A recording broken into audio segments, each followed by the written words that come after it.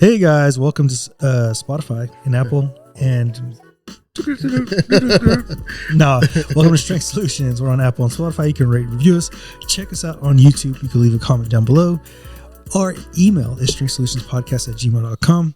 Strength Solutions Podcast or .com is actually our website.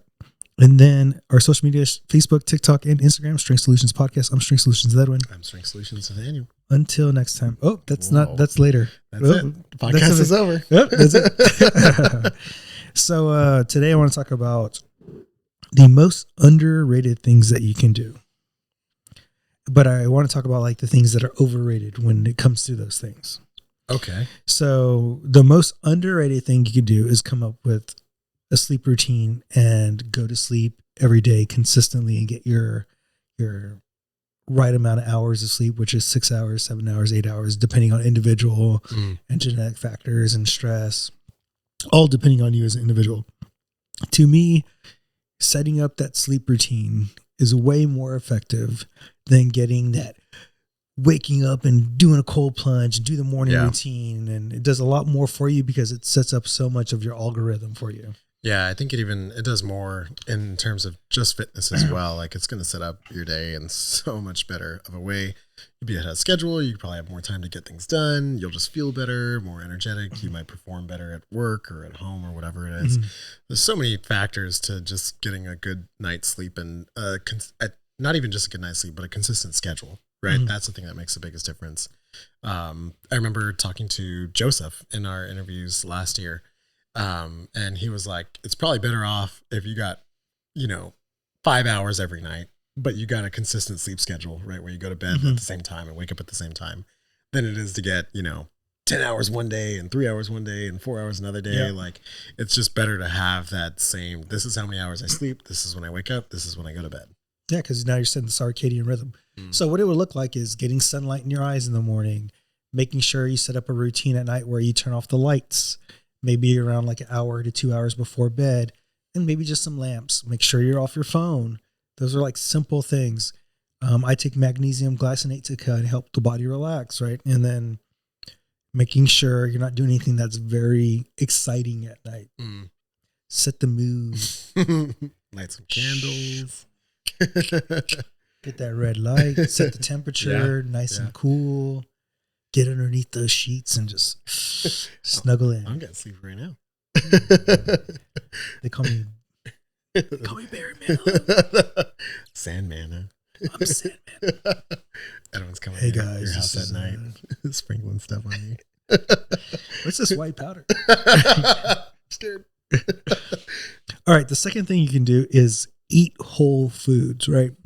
And I think this is underrated because we're looking at supplements. What supplement is it works this? What supplement works that? But if you're not doing the basics, then you're literally not getting anything out of it. And it's crazy because I've heard a trainer tell me one time he started taking this certain supplement and then another person commented like, oh, you're looking really big. Your pumps look full. And then when he finishes, when talking to me, he said, oh, but I've been consistently eating 50 more grams of protein every day. And I was like, so you're giving the supplement the credit. It could help you with the pump and the look of it. But it's probably the fact that you're eating 50 grams of protein extra a day.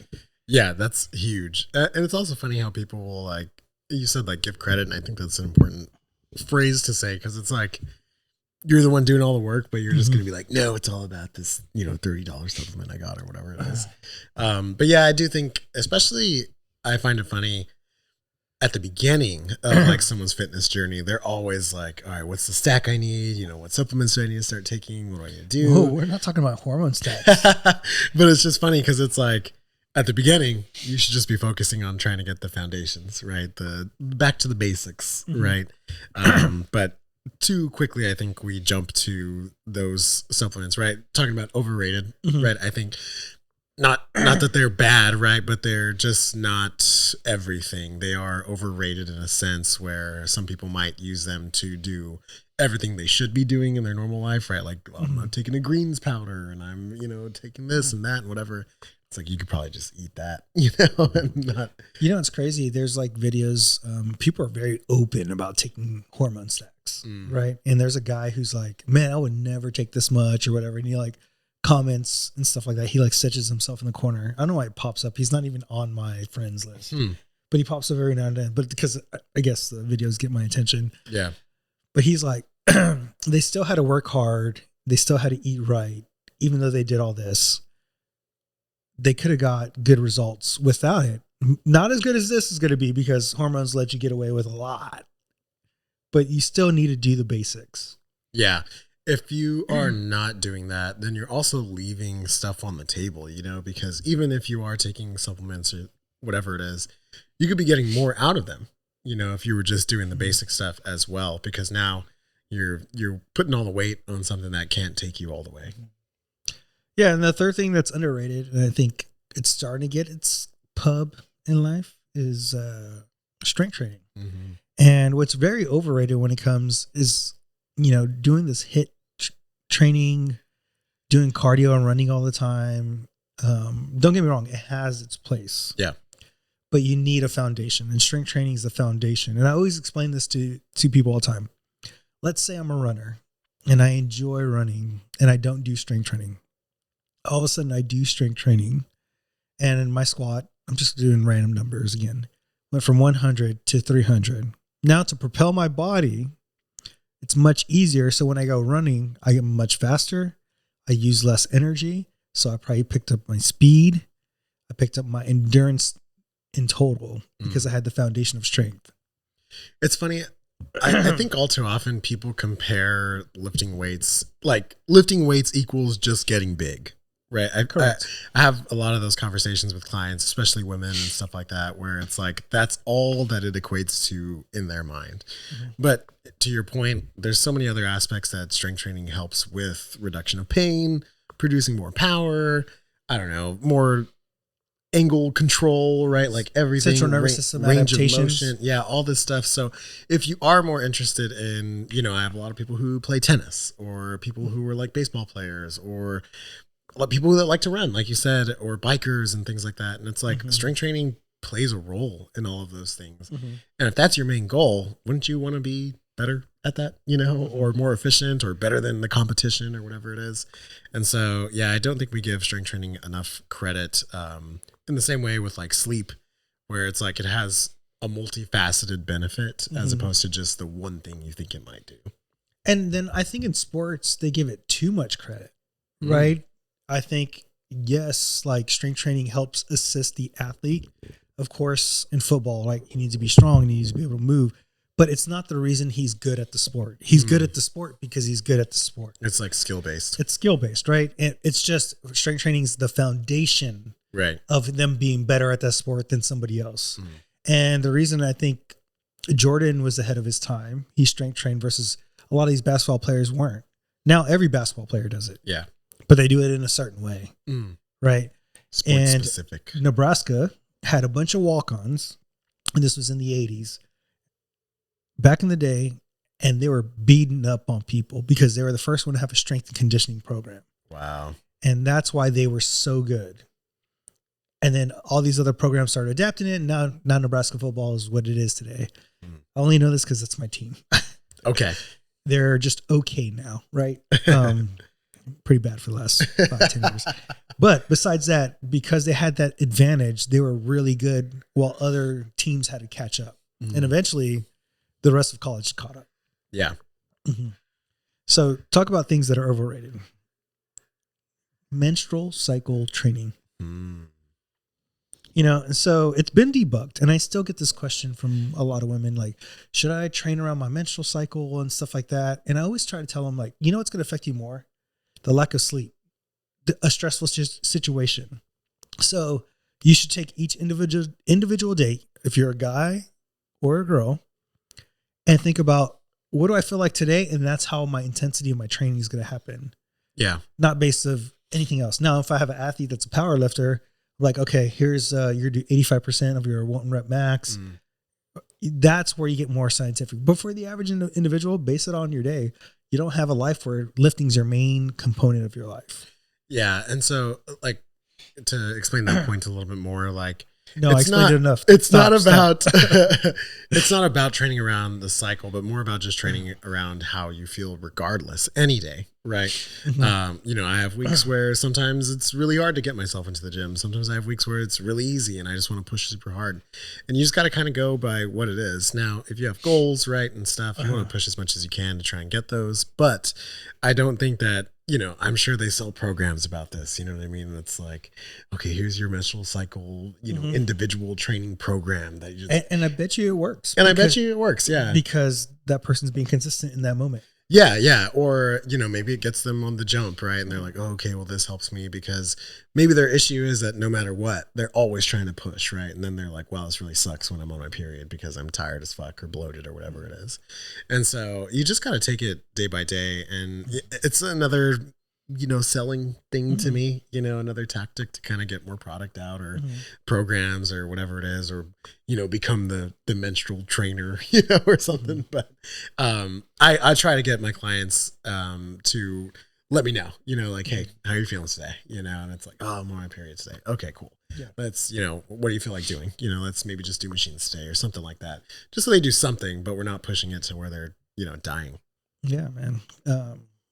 I think that's just important to know. It's day to day.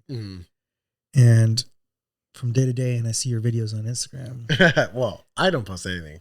I haven't posted in a long time. It's been a while, but I saw these like heavy weights, you know, you did like 315 and it made me think they're not 315. I just saw this influencer like video, like showing fake weights and, you know, this 50 pounder is really like 10, 15 pounds. I only use fake weights. Dang, I knew it. Isn't that crazy? It's funny because a lot of the times to me, it's very obvious, right? Like, yeah, but the average individual is not going to know. Yeah. Now it's funny because sometimes there are people who are just super strong. Like today, literally, I was at the gym. There was this like super skinny dude and he was next to me as I was lifting and we were by the dumbbells and he was about to do a dumbbell chest press and he had like 65s. And I was like, oh my God. It's like he's probably gonna get crushed right now. No, I ripped it out pretty good, dude. He got like 5, 6 of them. It looked good. Judge a book by its cover. yeah. And then I went to him and I was like, "That's fake, right?" It's like when I went to crunch and remember I was shoulder pressing and the guy next to me like looking at me. There was another guy with him and he was like a bigger dude who like again. I think if someone saw them, they'd be like, oh, this guy's overweight. He doesn't work out. He doesn't know what he's doing. Bro, 90-pound dumbbells. And I was like, God damn. But, you know, it's funny because, like you said, the general person is going to see that stuff and be like, oh, why can this guy do that? Why can't I do it? You know, whatever. But it's like. I hate Instagram. There's so many people. You know, the one guy that I'm still like, I wonder if he's like actually that strong or not is Anatoly. I'm sure you've seen him. Yeah. I still don't know, man. I can't like, I don't know if I believe it. I don't know if I do. There's a lot of people unless they're part of the plot. Yeah. There's only one guy I've seen who I also follow, who was in a video with him. And like, for the most part, I trust that guy. Like, I don't think that he would do anything to like, I mean, some people look like that and they're just strong. Like I've seen it just like, right. You're like, he's strong. And you're like, yeah. Whoa. So fuck. Yeah. So, genetics. I don't know, man. Wild, right? Who knows? Sometimes people just got power. Yeah. So that's right. Because it's just different. Power. I don't know. Have I ever told you a story about me working out at Planet Fitness and then going to Move Fit Live? No. For the longest time I worked at Planet Fitness, and the one exercise that I can compare it to the best is because the one that I noticed was lat pull down. I remember when I did lat pull down over at Planet Fitness, which is the beginning of my like training journey. I would pull like, you know, 100, 115 and like do it for like 8, 10 reps or whatever. And then I remember after doing that, I got hired at Move Fit Live after a while and I went there and I think I went there to work out to like familiarize myself with like the gym and stuff. And, you know, like the gray cable machines that you guys have, I went to one of those and they're like classic, you know, like old school. It's a fucking cable and a pulley. Yeah. And I like threw it I was like, okay, you know, let me go do some lat pull down. So I put like 100 or something like that on it. And I was like, what the fuck? Like, I was like, this is hard as hell. Yeah. And it really made, I was like, is Planet Fitness fucking not real weights? I don't know. No, what they do is based off the pulley system, right? So it like could be that too, right? Is about 25% off the weight. So if I have like a 4 pulley system, it's pretty low. Yeah. I'm getting a lot of assistance. Yeah. So It's funny. Be careful, guys, what y'all think out there. Got humbled. It's so easy to fake people, right? It's so easy that there's a company selling $300 shirts. Did I send you the video? I don't know. $300 shirts. They're $300 shirts that are claiming to be pain relieving. No. And so the way they're selling it to people in the space, right? They're like, you see, you have like this little thing. And then before they even like put on the shirt, you could see like the guy like push certain areas. So like they're massaging the tissue. So they're relaxing the tissue. And then you put on the shirt, you're like, oh, I do feel better, because now they're making you aware of it, right? And they're literally scamming people that this is a pain relieving shirt. And then I think in the video, the guy breaks down like, this is not even a real thing within the video. It says no science behind it. So it's like the power of suggestion. Mm-hmm. I remember a while back, Copper Fit. It's a company that makes like braces and stuff like that. For the longest time, they sold their product as pain relieving as well. They were like, it's the copper. The copper. Yeah, the copper relieves the pain in some way, blah, blah, blah, whatever. And I remember watching it like when I was younger and being like, that's so weird. I don't understand how that works, Sure enough. You're telling me you could press my knee together and it feels better? Years go by, and so they had to like change their marketing tactic, because compression will, most of the time relieve pain, but it had nothing to do with the copper. It was just that it was compression. It was integrated with the copper. Yeah, literally, that's how the commercials were. They sold it like this is like a fucking science thing. Now they just say that the copper helps with like odor reduction or something like that. And I don't know, maybe that's true or something, but it's just how these places sell stuff, Sell. And it's fucking sad. I remember when I was younger too. I don't know if you remember these. They sold like these like balance bracelets. Oh yeah. They sold it by getting you on one leg, right? Yes, I know this for sure, right? They get you on one leg and you go like this, and then they push like your hands down. And then you're like, I fell, right? Yeah. Well, of course we know your central nervous system adapts. So you ask them to do it again, they're better at it, right? Yeah. So it's like, okay. Because you're ready. Yeah, right? You're ready. Yeah. Uh-huh. And so, or who knows, maybe they're like tapping you a little lighter or something, or not at the same spot. So whatever it is. But it's just funny how they try to get people to do stuff like that. It's interesting, man. It's so interesting that people still fall for these tactics. No, it is. Or let me put on this jumpsuit and sweat a little bit more because I need to sweat I was my just fat talking off. about sauna suits the other day. I was cracking up. Yeah, because I can't believe this is still a thing after all these years. I forgot what I was talking about. I think I was talking about how the fact that I was going to start running. And I was like, I haven't really ran in a long time, but I used to go super early during the summers. And it was just funny to see everybody like doing different things while running. Cause like you got the people who have the dumbbells, right? And they're like walking with that, or they got like the ankle things. And then I was like, sometimes I'd see a stray person, with the trash bag suit, doing a little extra sweating. Yeah. Cause that's going to help you lose more weight. Could help you lose more weight.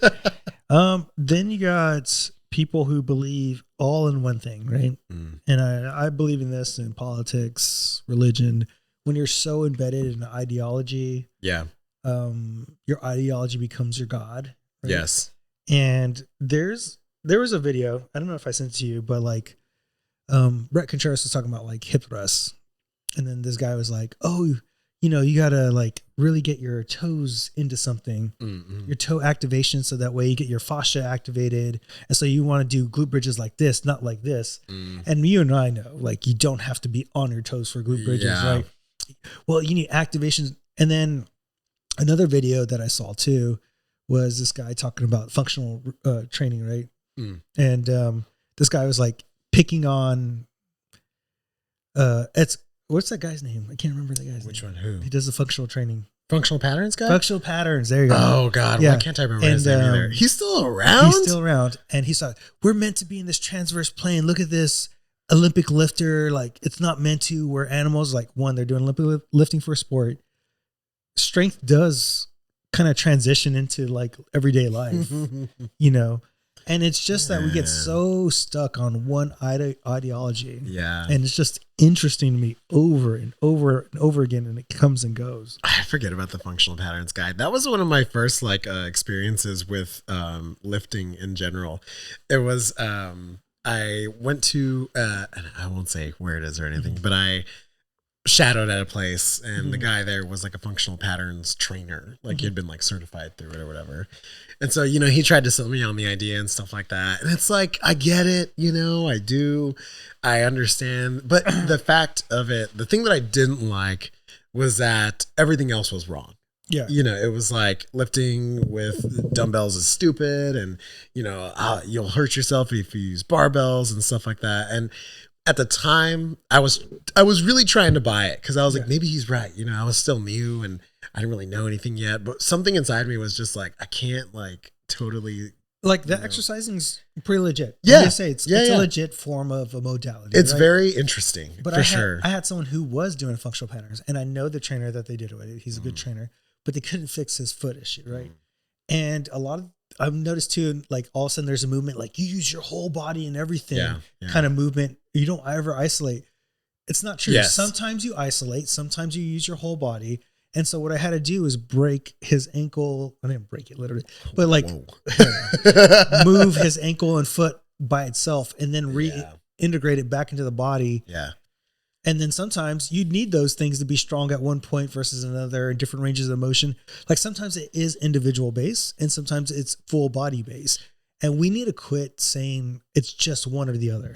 Because in that sense, if you are saying that, then you'd say physical therapy is wrong. You know, they're all about isolation, right? And getting things strong. That's right. And, you know, no one's going to go say that, but it's funny, man. You know, it's just. I wish I remember that guy's name. Can't remember it. It's going to drive me insane. So who do you believe are great coaches? Who do they coach? Me. Do they coach athletes? I think they can coach to the individual.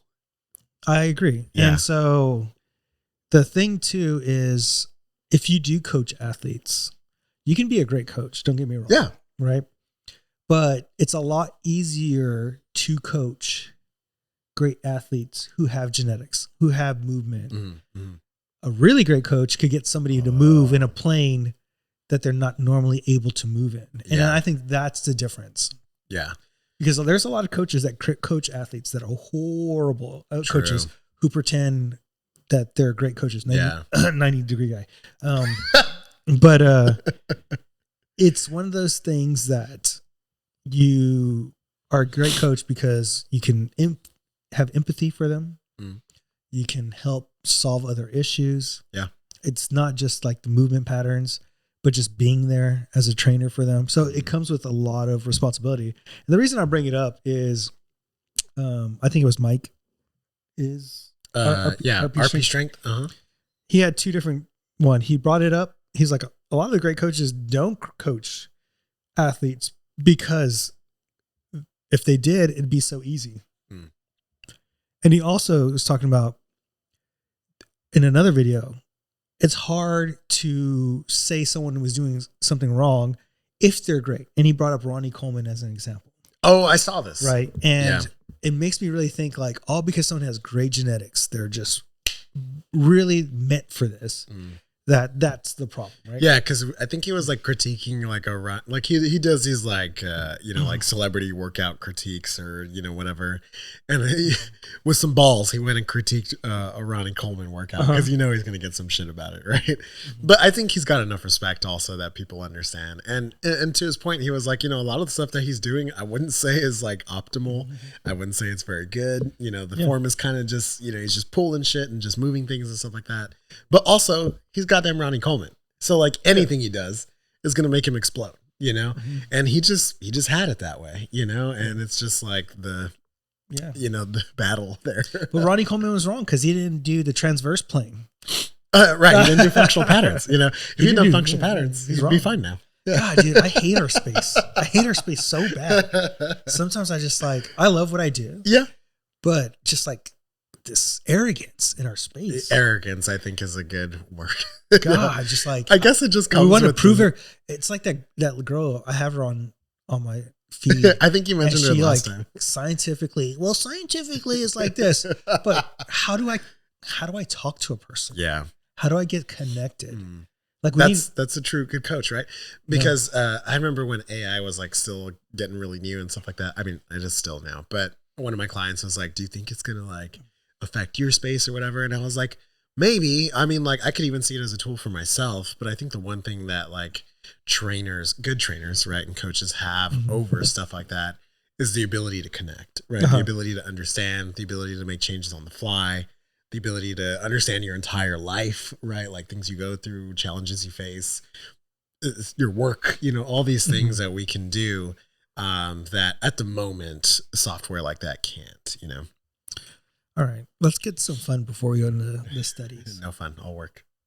So anyways, don't listen to this guy. I watched Ashley Madison documentary. You had an account on that. Well, God forgave me. I was just curious. Well, hold on. You go. Tell me about that. No, so it was just really interesting. So there's like a church couple there, and they had like a vlogging thing, and it really made me think. I don't know their situation. I'm just guessing, right? And the guy had a Ashley Madison account, right? And I think his actions and the way they talk about it really tell me what the situation was. And then there's certain things that happened through. I was like, I wouldn't watch these people, like, because they're fake to me. And wait, so they're like there's a couple, religious couple, or they're something? churchy. Yeah. Okay. Right. And the guy ends up going on Ashley Madison, which for people who don't know was a website that facilitated cheating. Some cheating. Yeah. And I mean, fun. I mean, so there were vloggers, they got really famous. And then there was one part where they were talking about like, yeah, they got popular because the guy, she peed in the toilet and she didn't happen to flush the toilet. Okay. And so he took her pee and like put it on like in a dropper in a pregnancy test. Like, right. And he's like, oh, look, you're pregnant. Blah, blah. So he found out before she did. I was like, that's bullshit. What guy does that? I was like, I had to plan that. A little creep. Right? And so when the list got leaked. Yeah. Who leaked it? Did they ever say? It was called the Impact Group.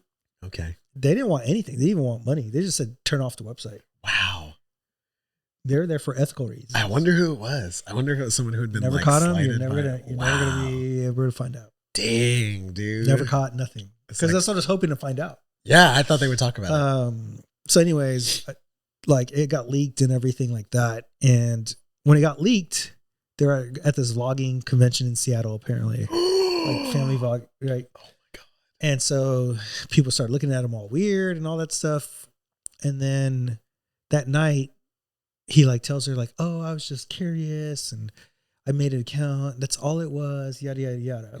So this tells me when I see actions like this, right? He never met anybody. So he was like, I feel guilty, yada, yada. But he was like, in my heart, I knew I wasn't telling the truth in that video to the vloggers and to my wife and all that stuff. So on the way home, there's like a text from his brother. His brother's text said, tell her the truth, the real truth. And then he stops at a gas station, calls a pastor, talks to him, yada, yada. And then he tells her the real truth, like going to strip clubs and all this stuff. And, then they end up separating, right, for a little bit. But now they're back together for the kids and they're vlogging still. And I'm like, they're together. And so this is what I was trying to have a conversation with Amanda about. It was like, they're together because she saw the money. She saw like security. Yeah. They're not together just for the kids. Yeah. Right. And because at this point they have like a business. They have a business together. Right. And they have a nice house together and all this stuff. I know you don't want to break up the family too. Yeah. But I was thinking like, that's why they're together. Like, I mean, he literally lied to you about like just being curious. There's and no way. What makes you think he's not going to lie again and he's not doing something right now? Like that has to be in the back. Maybe she made peace with that. Who knows, right? Who knows? But I'm just saying, yeah. like, but also I thought the whole point of it was not like about their personal relationship. My whole point was men who are successful, who are financially successful, are most likely to get an apology from the woman end and not get a divorce. It's like the men on the lower end are the ones that would not get that grace. I feel like it's the male version of like pretty privilege. Where it's it's like money privilege, where it's Correct. like, oh, he's got money, so I'll let him get away with a little bit, because he'll, okay, like if it was us, there's no way it's gone. yeah. And it's like, the same thing, because we talked about it, like pretty privilege is a real thing, right? Like 100%. And so, girls will get away with stuff just because the guy's like, well, she's really hot. I don't want to lose her, know? And so, it's the same thing. And I think that people just look at it differently and they're like, you no, just got to be honest about it too. Yeah. And it's easy on the outside too. I'm not saying like if I was a girl and we were making that much money that I would just leave because you do whatever you want, bro. Like it's easy to say like, oh, he should have just left her or she should have but you don't understand. You don't understand the whole thing. And I'm not planning to understand like I know their whole thing. But I just find it interesting. And then the way that they use God as like their thing. And I don't know, someone was a little bit Nostradamus about this like 4 or 5 years ago. About there's a move to religion. Wow, we've been doing this for a long time. You saying that just sparked that. But it's like, we had that conversation, right? A short one. And it's like, man, I don't know. It's on tape, guys. It is. Yeah. There's a movement again, like toward it. I think it's a smaller movement, like a more niche thing because even statistics and studies have shown that like, at least in America, religion has kind of become a less prominent cultural thing. But I think the people that are religious are getting more into it, right? And louder. Right? And louder. And so it's like becoming this, I don't know, like a second, fourth, 10th wave of religion, that's kind of pushing it along. Well, what I've noticed too, people are using it to sell. And that's the problem I have, right? When it becomes about selling. Yeah. And I showed you a gym here in San Antonio. It's in San Antonio? I know it was in Texas. No, it was in San Antonio. Oh, God. Who's like, oh, we break out in this whole music and praising God. What if you're in the middle of PR and they're like, hey. I'm trying to get my mind right. But I saw like a buddy of mine sent like, oh yes, it's because you got to release your soul and you'll be able to do more mobility like this if you just release it. And just like they're just using religion and God to sell. Yeah, I mean, I guess if I was like being devil's advocate, I could go and say like, well, yoga people do that, right? They talk about like spiritual release and blah, blah, and they're using that to sell and whatever. But it's like, the thing is that. But it was made like that. That's different, right? It was made that way. True. Where this is implementing something from the outside and you're using an outside topic to justify your actions, right? It's like, it's like in the Ashley Madison episode, let me just finish real quick. It's like, oh, I'm saved and God forgives me. And because he says in the first like video that he apologized for, and it's like you're using because you're saved to make an excuse for what you did and not be accountable for it. Yeah. I'm just saying. Accountability. What's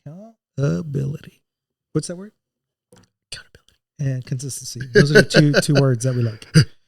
Now, I'm just saying, you're going to see more and more stuff that uses religion to sell. Oh, yeah.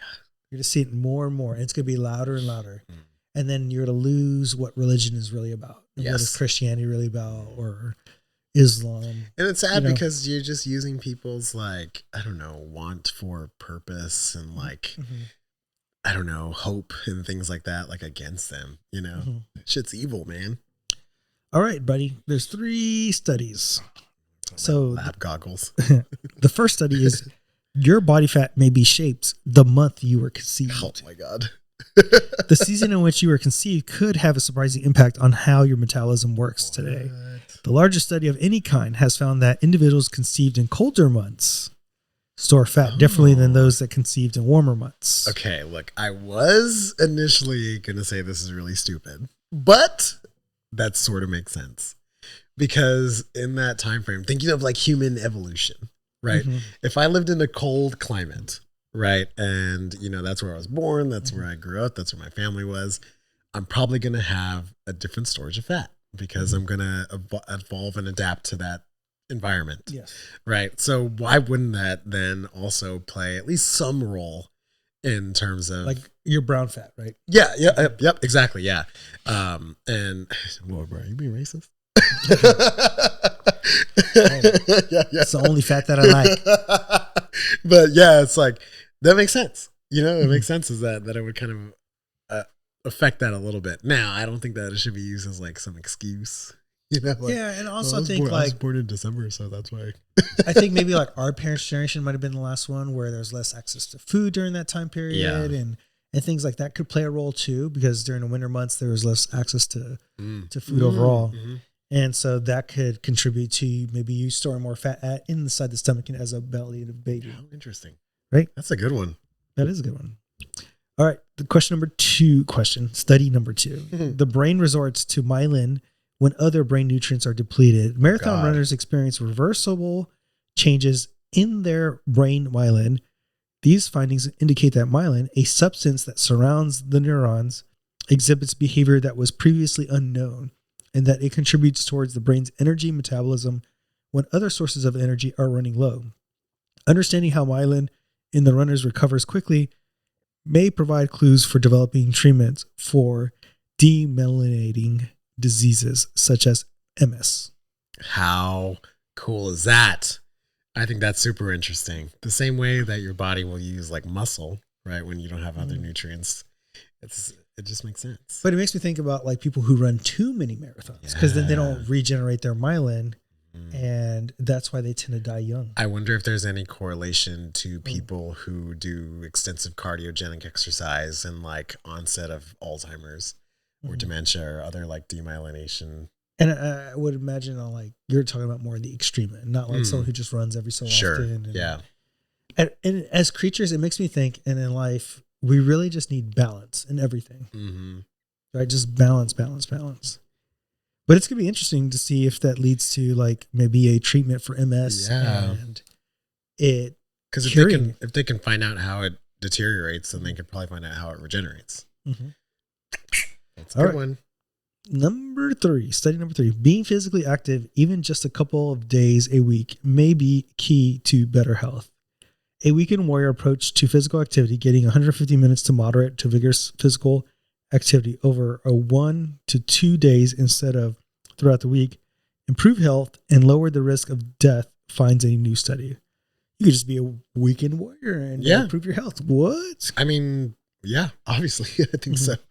Now, will you get like the same results or whatever as doing like multiple workouts a week? You know, I don't know, but we talk about this all the time. If you could do 10 minutes a day, 15 minutes a day, or if you just smash it all in, especially cardiogenically, you know, and like the weekend, you get the same sort of benefits as you would of doing it multiple times a week. Yeah. And I really think it also could be the lack of movement in society today. Yes. Cause we talked about that, the last podcast too, where it was like, let's say like 5 minutes of working out, you know, does whatever. And it's like, is that because 5 minutes of working out is really that good? Or is that because we don't do shit that 5 minutes now makes a difference? Yeah. That's crazy to think, right? All right, guys, if you like what we're doing, you can share, like, and ride us to YouTube and subscribe. You can leave a comment down below. Website is strengthsolutionspodcast.com. Our email, strengthsolutionspodcast@gmail.com. Social media, Facebook, TikTok, and Instagram, Strength Solutions Podcast. I'm Strength Solutions Edwin. I'm Strength Solutions Nathaniel. Until next time, guys, what? Peace out, baby.